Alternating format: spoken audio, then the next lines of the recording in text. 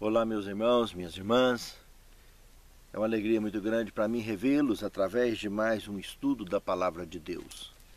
Eu gostaria, antes de iniciarmos esse estudo, de convidá-los a uma palavra de oração. Santo Deus, muito obrigado, Senhor, por essa oportunidade maravilhosa de colocarmos as mãos na Tua palavra escrita e podermos estudar as orientações que Tu deixastes para nós. Perdoe onde quer que tenhamos faltado contra Ti, perdoe nossos pecados e faltas, de nossos lares representados e de todo o Teu povo que habita sobre a face da terra. Nos abençoe durante o estudo, nos iluminando e nos inspirando com o Teu Santo Espírito. Nós Te pedimos e Te agradecemos essas bênçãos em nome de Jesus. Amém, Senhor. Hoje o tema Digno é o Cordeiro. Uma lição maravilhosa e também recheada de pontos muito interessantes. O verso de abertura, Apocalipse capítulo 5, verso 5. Não chores, eis que o leão da tribo de Judá, a raiz de Davi, venceu para abrir o livro e os seus 7 selos. Irmãos, aqui foi exatamente o momento da visão do apóstolo João,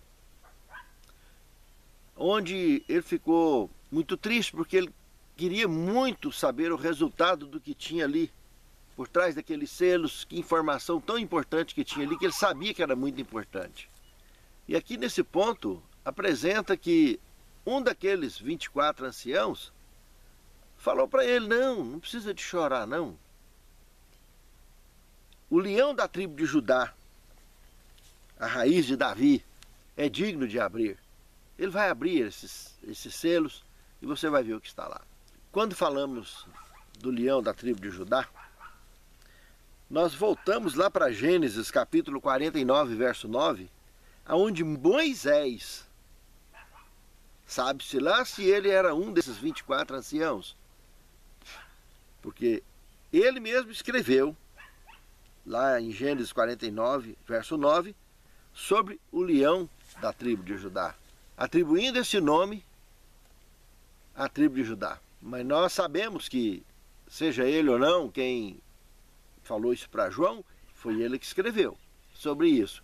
E ele tendo escrito, ele comentou isso como uma pincelada profética e escatológica sobre esse assunto, porque ele estava simplesmente mostrando a habilidade do leão embutido num cordeiro, quando ele falou disso lá em Gênesis. E isso estende além dos nossos dias, porque essa habilidade aponta para os acontecimentos, o desfecho da história do grande conflito e, evidentemente, o encerramento da história do conflito, aonde esse leão da tribo de Judá passará a régua nesse assunto de uma vez por todas, canalizando, restaurando o rastro que o pecado estragou na história do pecado e redimindo aqueles que um dia caíram, mas aceitaram fazer parte de uma raça eleita que, por aceitar Cristo governar as suas vidas, evidentemente agora membros de uma raça pura, assistindo à restauração dos estragos que o pecado causou. E evidentemente haverá uma recriação de muitas partes dessa estrutura do universo, como o próprio planeta Terra, porque a cidade santa vai descer de lá para cá. E aqui será o centro da administração do universo, onde estará o próprio Cristo, o próprio leão da tribo de Judá, administrando junto com seu Pai, o Espírito Santo e todos os eleitos ali juntos.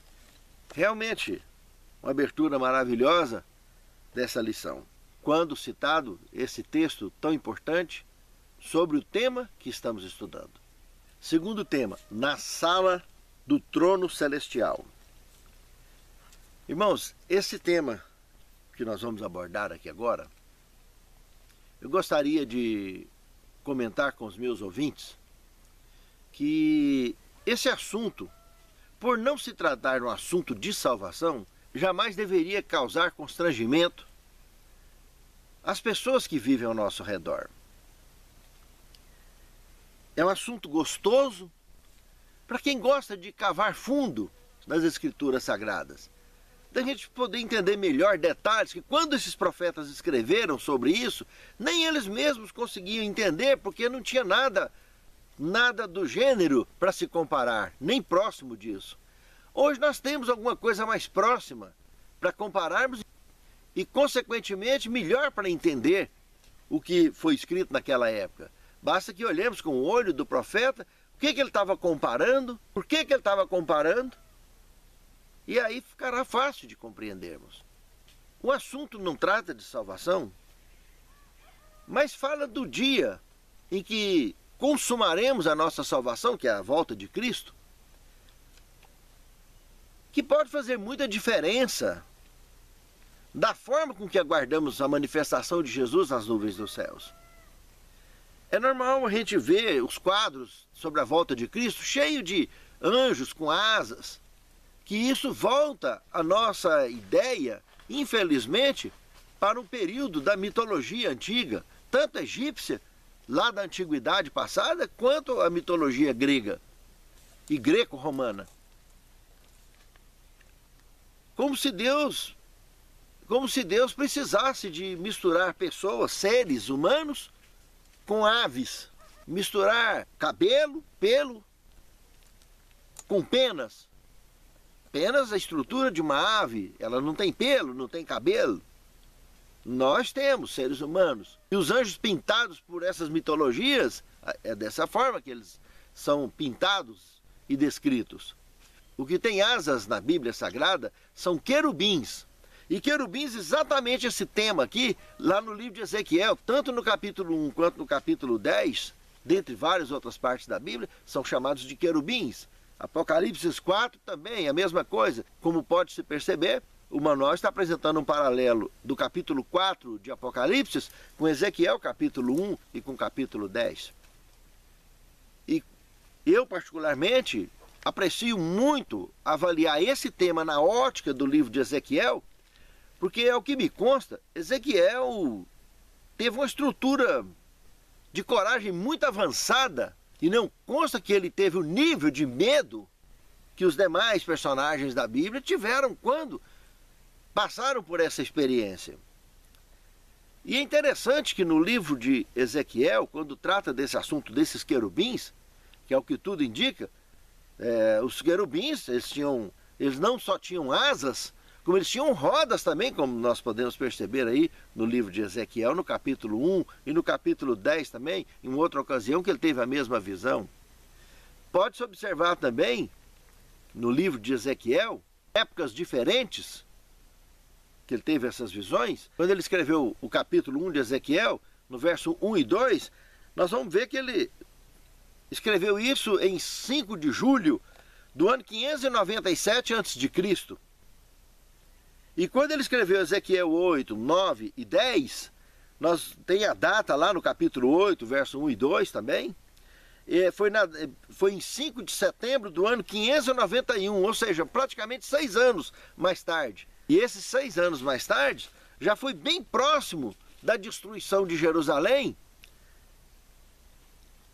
porque ele estava justamente levando o profeta lá em Jerusalém, o profeta que estava lá próximo ao rio Quebar, hoje lá no Iraque, na antiga Mesopotâmia, região da antiga Babilônia.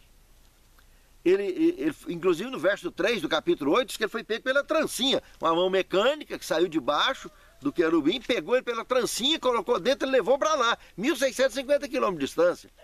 E lá Deus estava mostrando para ele tudo que estava acontecendo. Ele estava vendo as pessoas e as pessoas não estavam vendo ele. Ele estava numa dimensão paralela, observando tudo que estava acontecendo e Deus explicando ele. Está vendo por que eu vou destruir Jerusalém? Por causa disso. E ele assistindo os horrores que eles estavam fazendo, as abominações que eles estavam fazendo, inclusive no templo. E foi permitida a destruição. Esse assunto, se você quiser aprofundar mais nele, entra lá no Escatologia, assista o Escatologia 4. Assista, são 36 aulas. E aprofunda muito nesse assunto também. A ufologia bíblica, não a ufologia mundana que você vê por aí, desconectada de conhecimento bíblico. E como eu disse, não é um assunto para ser travado de batalhas ideológicas dentro da igreja ou em qualquer lugar. Acho que nós temos que respeitar a forma das pessoas pensarem, mas devemos pensar, refletir melhor, porque a volta de Cristo, o que nós estamos esperando? Um céu cheinho de homens asas, parecendo um bando de garça chegando? Ou nós estamos esperando o que a Bíblia está apresentando, que estará chegando, que a irmã White inclusive comenta no grande conflito, que nós vamos lá para Nova Jerusalém num carro de rodas vivas, um carro de nuvens com rodas vivas. Usando os termos, inclusive, que aqui no Apocalipse tem, do capítulo 4, santo, santo, santo. É isso que nós vamos cantando e louvando daqui lá no céu. E essa é uma das formas de louvor que iremos daqui até o terceiro céu, até a cidade santa. Pense nisso, meu amado irmão. Pense nisso, meu amado irmão. Mas não, em momento algum, faça desse assunto um cavalo de batalha. Quando fala desse santo, santo, santo, inclusive, me faz lembrar da primeira vez, há mais de 30 anos atrás, que eu resolvi tocar nesse assunto, a expor uma lição que estava tratando desse assunto, como essa lição de hoje, e eu, numa classe de professores, acabei tentando esclarecer esse assunto, e um dos irmãos tradicionalistas, que hoje não é tão assim mais, mas na época era muito tradicionalista, ele saiu do nada assim, e de uma forma bastante implicante, falou: uai, irmão Rafael, então quer dizer que era um trio elétrico que estava indo para o céu, num avião, né? Numa nave. Gente, mas aquilo causou um ambiente de riso dentro da igreja, mas ao mesmo tempo, de trás daquela ironia, a gente percebia o ódio que esse indivíduo estava na época, de perceber uma coisa tão clara que está na Bíblia, portanto, que ele nunca tinha imaginado que pudesse estar na Bíblia alguma coisa do gênero. Mas sabe, irmãos, por trás de tudo isso, a gente vê que a verdade realmente tira a gente da zona de conforto. Mesmo esses assuntos, que não é assunto de salvação, mas que realmente mostra que a Bíblia vai muito além dos nossos dias, com informações muito mais avançadas, que constrange realmente não só a teologia moderna, como a ciência mais moderna. Que, por exemplo, temos aqui em Ezequiel capítulo 1, verso 14, para confirmar isso que eu acabei de dizer, é que esses querubins viajavam além da velocidade da luz. Que está comparando eles com relâmpago. Eles zigue-zagueavam em forma de relâmpago no céu, fazendo um espetáculo ali, para o profeta ter uma ideia do poder, do potencial daqueles equipamentos, que até hoje nós não temos nada. E, inclusive, isso vai além, vai contra a nossa física. Pela nossa física, qualquer corpo dentro de uma nave qualquer que fizer esse movimento na velocidade da luz, em forma de ângulo, ele se desintegra. E aqui está um espetáculo aberto disso, mostrando que a nossa física não está tão exata assim.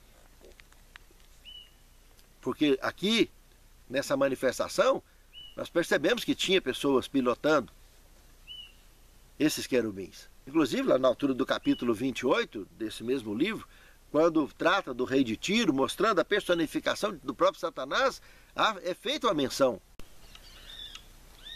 Então, por esses e outros motivos, é que eu digo, não adianta forçar e nem querer fazer cavalo de batalha dentro da igreja com esse assunto, porque muitas pessoas, as pessoas mais tradicionalistas, vão se sentir muito desconfortadas e criar muito problema com isso. É muita confusão e a igreja não foi feita para isso. Nós precisamos de apresentar o evangelismo. São assuntos importantes, mas é importante para quem quer ouvir. Quem quer passar mais medo, quer passar mais susto na volta de Cristo, tudo bem, é uma escolha de cada um. Jesus disse que muitos vão ranger dentes, tremer realmente, bater queixo.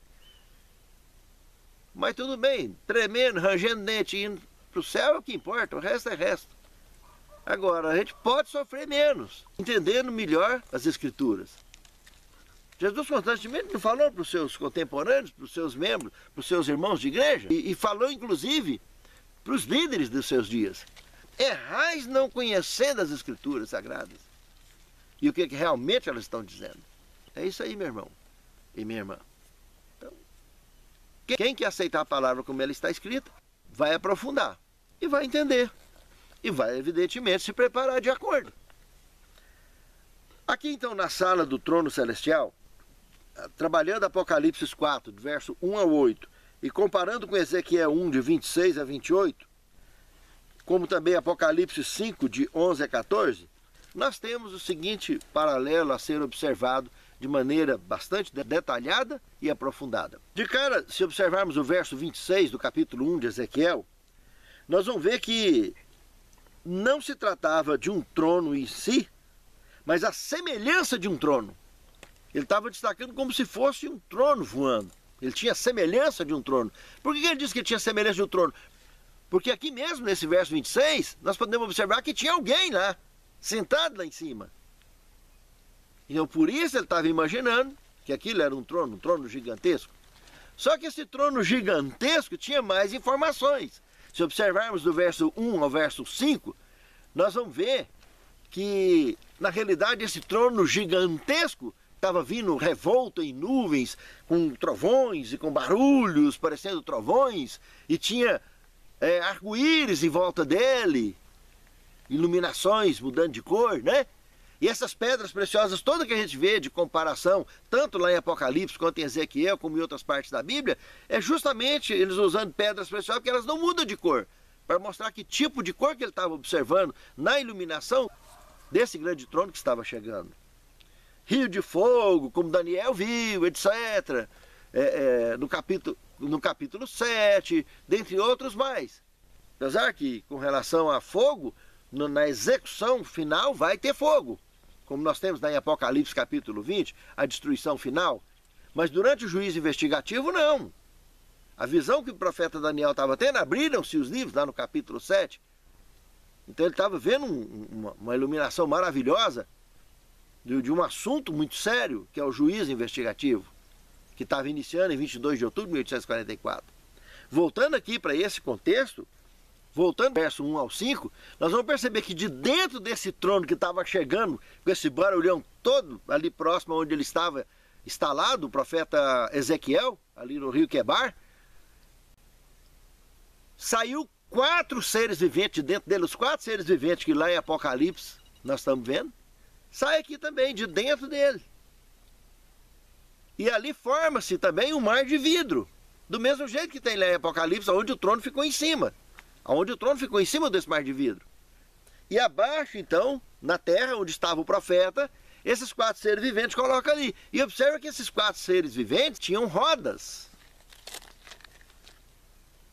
E eles andavam para leste, oeste, norte, sul, sem se virar. As suas asas abaixavam quando eles paravam.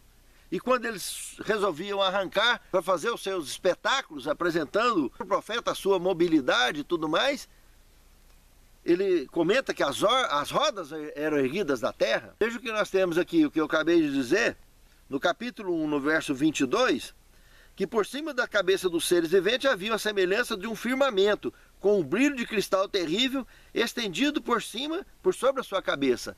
Exatamente o mar de vidro que lá no Apocalipse foi observado. E do verso 15 até o verso 21, olha o que nós temos tratando aqui sobre as rodas. Eu olhei para os seres viventes e vi rodas junto à terra, junto aos seres viventes, para cada um dos seus 4 rostos. Quer dizer, cada um tinha 4 rodas. E a obra delas era o brilho de crisólita. Crisólita é a mesma turquesa, mostrar que é azul claro, a luz que ele estava vendo ali. E as 4 tinham uma mesma semelhança, que era o seu aspecto e a sua obra, como se estivesse uma roda em meio da outra roda. Ele estava falando isso porque ele estava comparando ela como se tivesse um sistema de rolamento lá dentro. Uma comparação muito banal, muito boba, porque na realidade o sistema é muito mais avançado do que rolamentos e coisas do gênero. O que ele estava percebendo era girar. E na carroça, ou nos carros com cavalos, girava a roda inteira. E ele estava observando só a parte externa girando e a parte fixa de eixo, sem movimentação. Então ele está tratando aqui de numa carroça girava a roda com eixo e tudo. Aqui ele não estava vendo eixo girar nenhum. Por isso que ele está comentando uma roda dentro da outra. Do verso 17, continuando, andando eles iam para qualquer 4 das direções sem se virarem quando andavam, norte, sul, leste, oeste. E verso 18, essas eram altas e formidáveis, e as 4 tinham as suas cambotas cheias de olhos ao redor. Está vendo? Como se rodas tivesse furinhos e ela movimentando, ele está chamando aquilo de olhos. Ele estava entendendo aquilo como ser vivente. Você não vai logo dizer aqui que o fôlego de vida estava nela, porque quando elas mexiam, o ser andava. E no caso do cavalo, não. O cavalo mexia que as rodas andavam. A roda não mexia primeiro, o animal mexia primeiro. Aqui a roda mexia primeiro e o ser andava. Por isso que ele vai comentar aqui que o fôlego de vida estava nas rodas. E quando andavam os seres viventes, verso 19, andavam e as rodas ao lado deles, e quando os seres viventes se elevavam da terra, se elevavam também as suas rodas. E para onde o Espírito queria ir, verso 20, iam eles também, mesmo para onde o Espírito tinha de ir. E as rodas se elevavam ao lado deles, porque o Espírito do ser vivente estava nas rodas. Está vendo aqui o que eu disse? Verso 21, quando aqueles andavam, andavam elas, e quando aqueles paravam, paravam elas. E quando aqueles se elevavam da terra, levavam-se também as rodas ao lado deles, porque o Espírito do ser vivente estava nas rodas. Então, meus amados irmãos e as amadas irmãs, dá para ver claro, não tinha nada para ele comparar na época. Não tinha avião, não tinha nem filme de ficção científica. Hoje nós temos aviões, temos helicópteros, temos foguetes, temos filmes de ficção científica. Dá para entender mais do que o normal, muito mais do que o profeta tinha condição de descrever na época. Essa visão que o profeta Ezequiel estava tendo desse trono, que tanto apareceu lá nos dias de João, como apareceu aqui na antiguidade para Ezequiel, era gigantesco. Porque esses 4 seres viventes que ele está falando que saiu lá de dentro, que as rodas eram mais altas do que o profeta. Nós estamos falando de uma nave-mãe que transportou 4 naves enormes dentro dela, que se posicionou ali do lado do profeta. E o trono, então, que ele chamou de trono, ficou lá em cima no mar de vidro, aonde tinha alguém semelhante ao Filho do Homem, como ele mencionou aqui. E aqui no capítulo 1, inclusive, no verso 8, 9 e 10, ele dá algumas características muito interessantes que tanto Ezequiel apresenta, como lá em Apocalipse também é apresentada no capítulo 4. Tinha brasões de homem, de leão, de boi e de águia. De homem e leão pelo lado esquerdo e de boi e águia pelo lado direito. E é curioso que lá em Ezequiel capítulo 10, que também apresenta esses mesmos brasões, ao invés do brasão de boi, é apresentado um brasão de querubim, justamente mostrando que o querubim é o querubim da guarda. Quando ele tem o brasão de querubim, esse brasão identifica a missão de voo do querubim. E quando apresenta o boi, nos leva ao livro de Levítico, capítulo 16, no verso 6, aonde Moisés descreve a obrigação que tinha o sumo sacerdote no dia 10 do 7º mês, no dia da expiação, quando ele fosse entrar no santuário, ele tinha que sacrificar um boi por ele. Ou seja, ele representava o juiz de Israel naquele momento ali, em nome de Deus. O boi representa a missão de voo do querubim que tem. O boi mostra que ele está trabalhando em prol do santuário, da história do pecado. É o que leva e traz as informações relacionadas com o grande conflito. Já o querubim da guarda já é um querubim especificamente de combate. O que tem o brasão somente de querubim, como lá em Ezequiel capítulo 10, o verso 14 apresenta essa característica substituta. Ao invés de ter um brasão de boi, tem um brasão de querubim.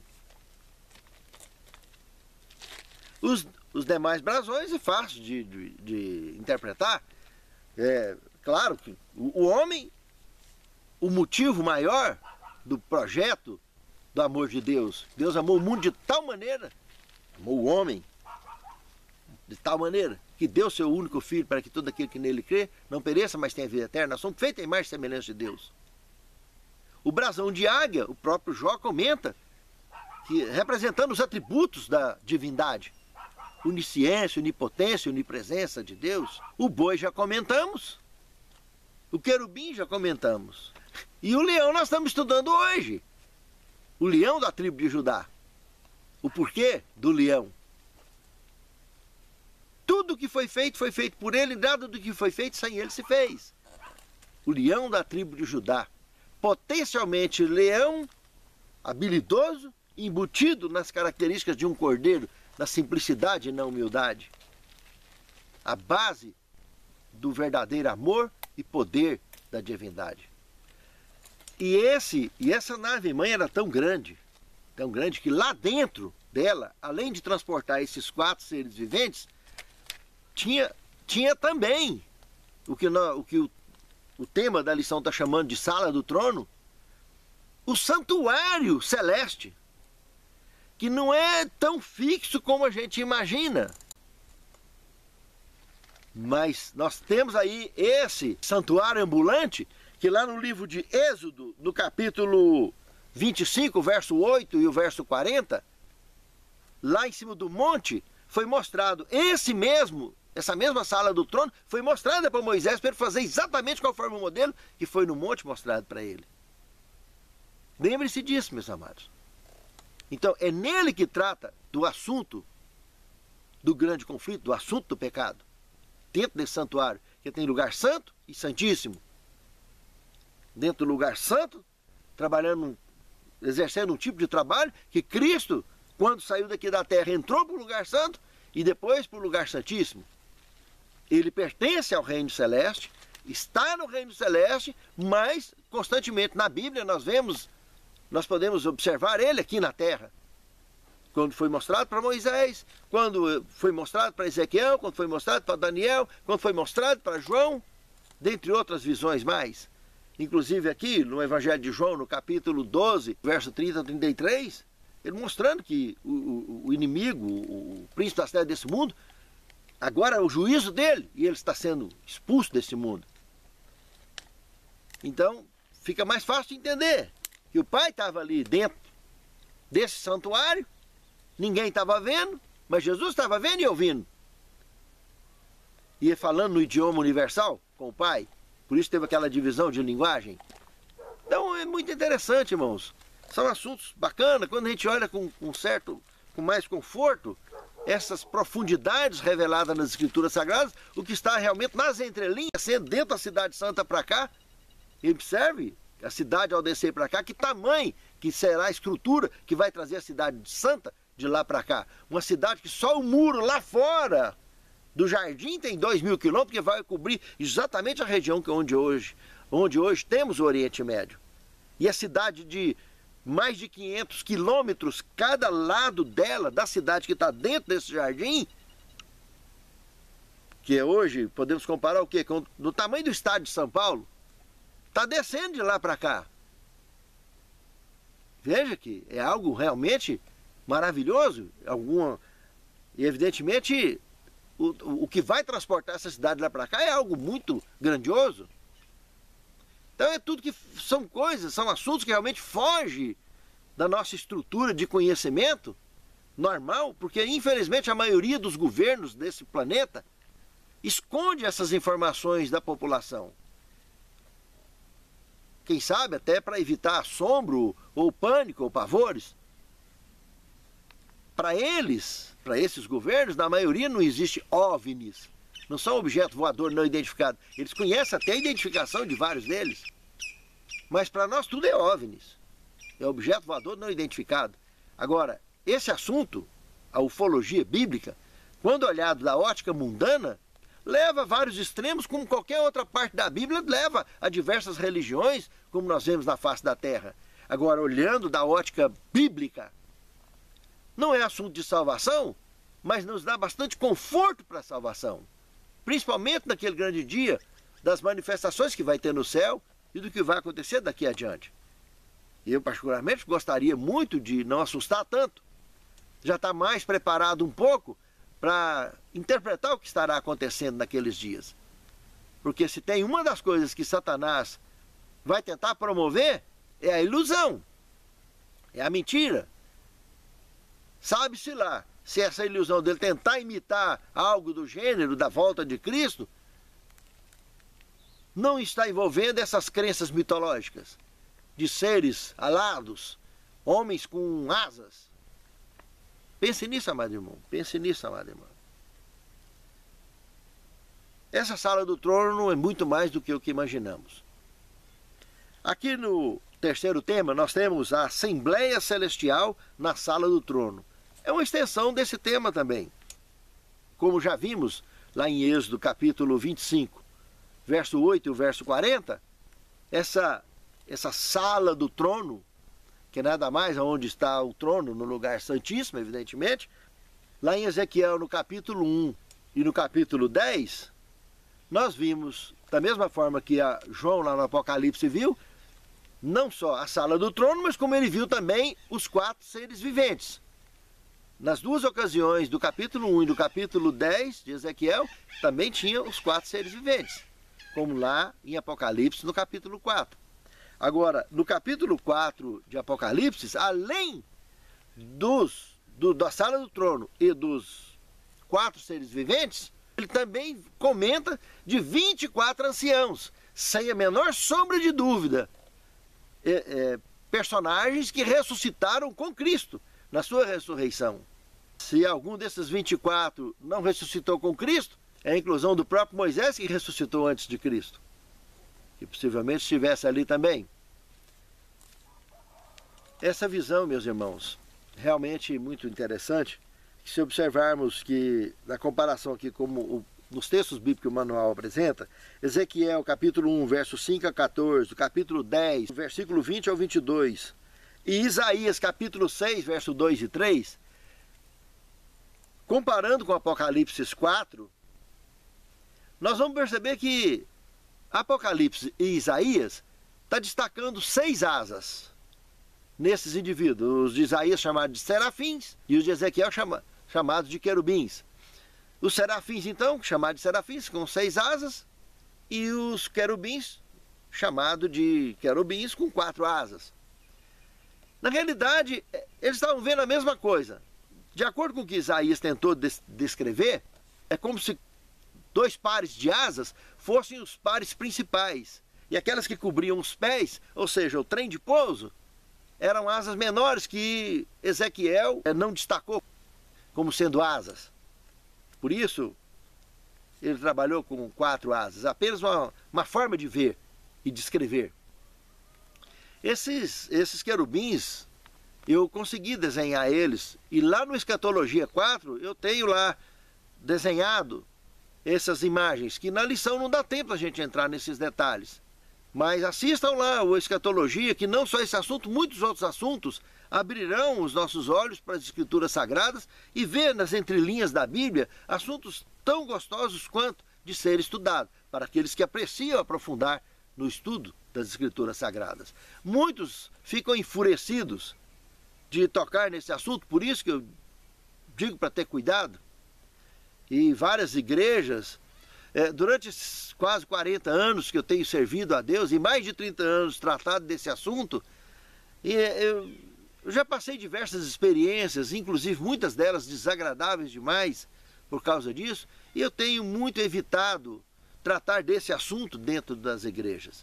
E trato aqui dentro do meu canal, porque no canal é uma igreja ambulante, onde esse assunto não interfere nada nas doutrinas que cremos, no que temos na Bíblia Sagrada, mas apenas nos mostram detalhes muito gostosos sobre a Bíblia Sagrada. Mas eu já vivi experiências muito desagradáveis de pessoas que rejeitam terminantemente esse assunto. Inclusive filhos meus na fé, que depois de muitos anos se tornaram fundamentalistas e não conseguem, infelizmente, ter a mente aberta para assistir, para ouvir essas mensagens, querem tapar os ouvidos correndo para não ver tal coisa. E como eu disse, como não é assunto de salvação, por que desconfortar tanto alguém com esse assunto, como outros assuntos na Bíblia. Mas, curiosamente, se observarmos uma experiência que Paulo viveu, lá em 2 Coríntios capítulo 12, do versículo 1 ao 4, ele comentando do arrebatamento dele, a gente observa ali como se ele não sabe se estava vivo ou se estava morto, no comentário dele, e foi arrebatado ao terceiro céu. E o que ele escreveu aí nesse contexto, ele comenta que são ditos indizíveis. Ele não quis fazer comparação com nada, porque ele viu que não tem nada a ver com a cultura dele. Mas, evidentemente, ele esclareceu, em resumo, no outro ponto dos seus escritos, que coisas que o olho nunca viu, que o ouvido nunca ouviu, que o coração nunca imaginou, Deus tem preparado para aqueles que amam e temem a Deus. E é assim que nós devemos olhar a palavra de Deus e também, evidentemente, não forçarmos a liberdade dos nossos irmãos e irmãs que não estão preparados para assuntos tão profundos das Escrituras Sagradas e que causam um grande desconforto a quem não está disposto a abrir os olhos ou os ouvidos para ouvir esse tipo de assunto. Pense nisso, amado irmão. Pense nisso, amado irmão. Realmente a Assembleia Celestial na Sala do Trono também é algo muito maior, muito grandioso. Inclusive, com os personagens todos, que um dia vai envolver eu e você também, uma multidão incontável, sendo recebidos diante da sala deste trono, onde todos nós, ao sermos levados ao céu, seremos apresentados por Cristo ao Pai, diante dessa sala do trono, diante desse santuário, lá no céu, para que possamos dar seguimento, sequência, ao juízo de Deus, que vai ser a parte final do milênio, onde lá em Apocalipse 20, verso 4, fala que nós julgaremos e reinaremos com Cristo durante 1000 anos. E ao terminarmos essa fase do juízo, é onde estaremos voltando e a mudança estará sendo feita do terceiro céu para cá, onde aqui nesse planeta será a instalação definitiva dessa Assembleia Celestial, ou seja, o centro de administração do universo, que hoje é no terceiro céu, vai ser para cá, vai ser transferida para cá. É muito profundo esse assunto, meu amado irmão, minha amada irmã. Pense nisso. O livro selado, quarto tema. Aqui nós temos um paralelo de Apocalipse 5, verso 1 ao 4, com Isaías 29, 11 e 12. Ao estudar esses dois textos bíblicos, veremos que ali na realidade está tratando de 7 senhas ou 7 códigos em blocos distintos, aonde ao ser aberto, ao ser colocada essa senha distinta, ou esse código distinto, um desfecho de acontecimento era apresentado. Nós estamos tratando aqui de assuntos que o profeta João estava escrevendo, de coisas que aconteceriam a partir dos seus dias e coisas muito à frente dos seus dias. E por isso ele estava agoniado e queria saber o que estava ali. Ele sabia da importância do que estava embutido nesses 7 selos que ele estava tendo a visão, relatada aqui no capítulo 5 de Apocalipse. E isso nós temos como exemplo no capítulo 6 de Apocalipse, do verso 9 ao 11, quando abre o 5º selo, que é um desses selos aqui comentados, nós estaremos estudando no próximo tema da próxima semana, nós vamos perceber que ele vi debaixo do altar, quer dizer, esse altar, nós sabemos que lá no santuário celeste tem o altar de incenso. E diante desse altar, ele estava vendo as almas daqueles que seriam, à frente dos seus dias, executados durante a visão da Inquisição, durante os 1260 anos, de pessoas que estavam sendo sacrificadas e que clamavam, daquele futuro distante que o João estava descrevendo, até quando, ó Senhor, santo e soberano, nos julgas e vingas o nosso sangue dos que habitam sobre a face da terra. E foi dito para eles, descansem, até que se complete o número de conservos e irmãos seus que haverão de morrer como vocês estão hoje morrendo. Ou seja, estava falando de uma perseguição que chega além dos nossos dias, Ele não só viu a Inquisição, como viu a perseguição que será desencadeada pelo decreto dominical. Pelo decreto dominical que vai atingir a mim e a você. Está além dos nossos dias, porque isso não aconteceu ainda.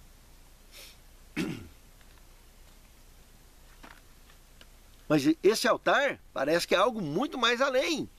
Porque através desse altar, debaixo desse altar, ele estava vendo o futuro. Ele viajou no futuro.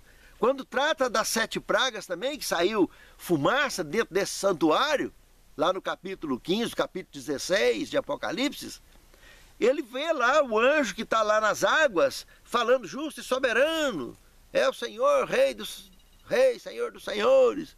Porque eles sacrificaram os seus servos e tudo está dando sangue para eles a beber, quando trata da praga de transformar as águas em sangue. Então o profeta João, ele estava ouvindo o que estava dizendo. Ao mesmo tempo que ele está dizendo no presente, ele está dizendo no futuro. Por quê? Porque as 7 pragas estão bem no futuro. Está no desfecho da história do conflito.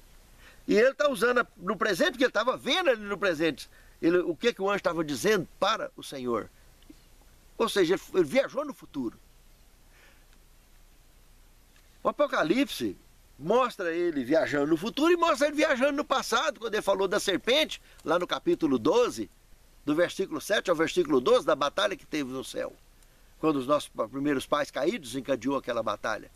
Então é muito, mas é muito impressionante a forma com que João descreve as suas visões, iluminado e inspirado pelo Espírito Santo. Então o livro selado pôde ser desvendado. Por quê? Porque o 5º tema está dizendo: digno é o Cordeiro. É a dignidade do Cordeiro. O que um daqueles 24 anciãos confortou João foi disso. Porque apresentando a dignidade do Cordeiro. E sabe o que dá a maior dignidade do Cordeiro? Apocalipse 1, verso 5. Que ele é o primogênito dos mortos. Ele é o que ficou representado através da ocorrência que teve em Números, capítulo 21, verso 9, quando Deus mandou Moisés fazer uma serpente de metal e colocar numa haste, todo mundo que olhava para aquela serpente de metal era curado. Serpente de metal essa, que lá no Evangelho de João, capítulo 3, verso 14, Jesus apresenta a Nicodemos, dizendo: do mesmo jeito que Moisés levantou a serpente lá no deserto, também o Filho do Homem será levantado da terra. E ele repete isso lá no Evangelho de João, no capítulo 12, do verso 30 ao 33. Na altura do verso 32, ele comenta que também o Filho do Homem será levantado da terra e atrairá todos a eles. E lá onde ele apresenta, evidentemente, essa visão que ele estava tendo, ali, eu não tenho a menor sombra de dúvida, dessa sala do trono que estava ali, que ninguém estava vendo, mas estava ouvindo que ele recebeu o sangue de Maria nas suas veias e não cometeu pecado. As tendências pecaminosas passou por ele, mas ele não pecou. Por isso ele é digno, o Cordeiro, o leão da tribo de Judá com habilidades de leão embutidas no Cordeiro. Pense nisso, amado irmão. Pense nisso, amado irmão. O significado do Pentecostes. Ainda então mais uma extensão sobre a dignidade do Cordeiro, foi a questão do Espírito Santo descer da forma que desceu, logo depois que Jesus ascendeu aos céus. Eles, aproximadamente 10 dias depois que ele chegou lá, esse Espírito Santo desce, revestindo a igreja de autoridade para fazer o trabalho dá sequência ao trabalho que ele deixou aqui na terra. Essa investidura do Espírito Santo capacitou a igreja a realizar milagres e a pregar com mais autoridade ainda. E é o mesmo Espírito Santo que nos dá a capacidade de compreendermos cada dia mais as Escrituras Sagradas, a palavra escrita, e sermos usados como instrumento nas mãos de Deus para transmitir a palavra viva durante o exercício das lições e dos sermões. Inclusive, esse revestimento é comentado pelo Espírito de Profecia aqui em Atos dos Apóstolos, na página 38 e a página 39 da Viana Inspirada. Foi o resultado do êxito missionário de Cristo do êxito missionário do Cordeiro, exposto no Calvário e na ressurreição, que deu esse resultado para a igreja, a chuva do Espírito Santo lá em Pentecostes, e que nós estamos tratando de uma chuva temporã, que foi para o plantio da semente do Evangelho. Imagine quando chegar nos nossos dias a chuva serôdia, que Joel no capítulo 2 comenta, que vai ser a chuva para a colheita, a chuva que nós receberemos hoje. É maravilhoso, irmãos, a informação do que temos sobre o significado do Pentecostes, aonde a igreja, revestida com todo esse poder, estará fechando a missão que Cristo nos confiou, que no 7º tema, a missão do Ide. Mateus capítulo 28, versos 19 e 20.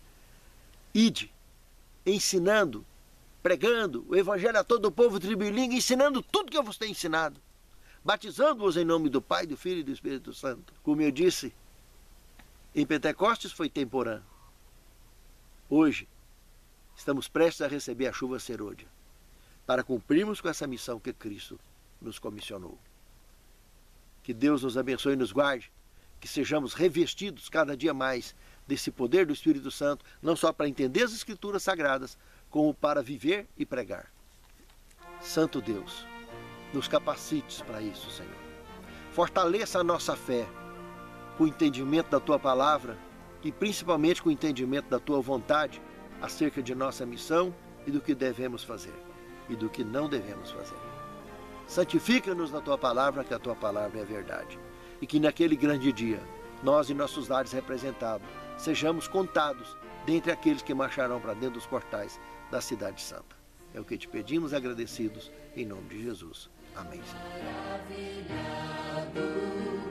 Fico a pensar nas obras de Tuas mãos, estrelas mil a cintilar no espaço de Teu poder em manifestação.